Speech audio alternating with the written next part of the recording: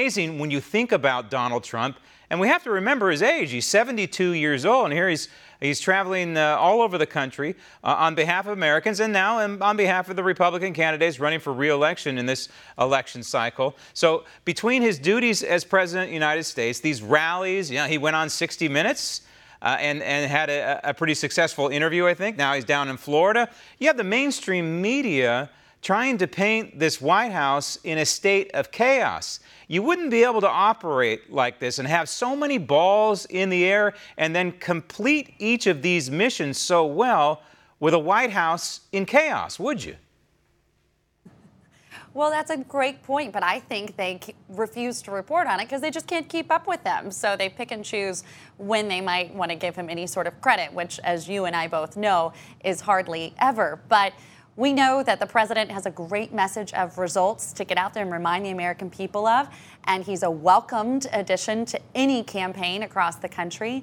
And let's face it, that's the choice we have in just a few short weeks from now on November 6th. You've got the choice between results and getting more done for you and who's fighting for you, and then the Democrats who are just fighting, and the left-wing media who's fighting against this president and all of these great results. So he's got to be out there because no one's going to speak for him. Right, and I want to go through this choice that you're talking about, and I believe it's a stark choice coming up for November for the people of this republic. The stark choice, essentially, between a civil society and a constitutional society versus an uncivil society and Democrat mob rule, if you will. But if you step back and you look at the accomplishments of this president, it's truly astounding, and it's getting virtually no coverage in the mainstream media. It takes media like my program and this network and alternative media, possibly you might consider it conservative media, to get out there and report about all of the, not just dozens, but I think we're in the hundreds now of successes. Promises made on the campaign trail, promises kept as President of the United States from Supreme Court appointees and nominees, and two now on the Supreme Court. That was a huge pledge on the campaign trail. Right on down to reducing the size and scope of the federal government.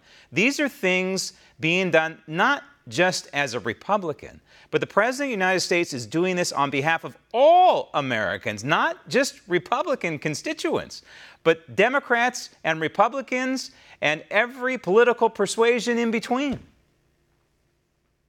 That's right, and those mainstream media people you just mentioned, that they can't stand it and they don't want to cover it. But you cannot argue with the real-life results that Americans are feeling. And as you mentioned, not just Republicans, independents, Democrats. And it bothers them so much to see at these rallies that these are a great representation of our country who show up to these rallies, and by the thousands, by the way. But in some cases, almost half of the attendees are Democrats, because what he's doing is not just, well, because I'm a Republican, I will do this. Yeah. He's saying, because I'm an American and because I believe you deserve to have someone fighting for you, I'm going to go out there and push this agenda. And you cannot argue with those results despite the lack of coverage. So when we talk about the stark contrast in November about this election, I believe it comes in two different areas. One would be function and the other would be form. I want to go to function first. When you look at the Democrat platform for November, it's astounding. If you kind of add it all up, and I have added it all up, and here's just a short list.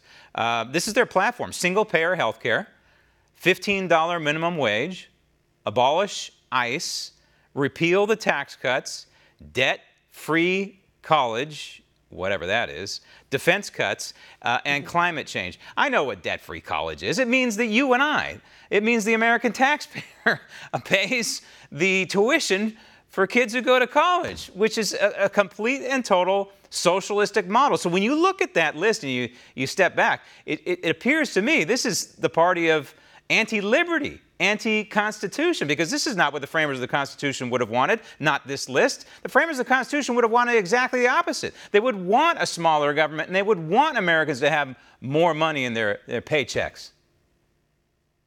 Oh, absolutely right. I mean, they don't make a calculator that can go that high with how much this is going to cost you and me and every American. All of this is the true, what was it, Margaret Thatcher, who said socialism works until you run out of other people's money. And that's I mean, you're talking about hundreds of trillions of dollars to put this into effect. And it would be, unfortunately, at the detriment of every single American, from our seniors, whose Medicare would be completely gone, at least the Medicare as they know it.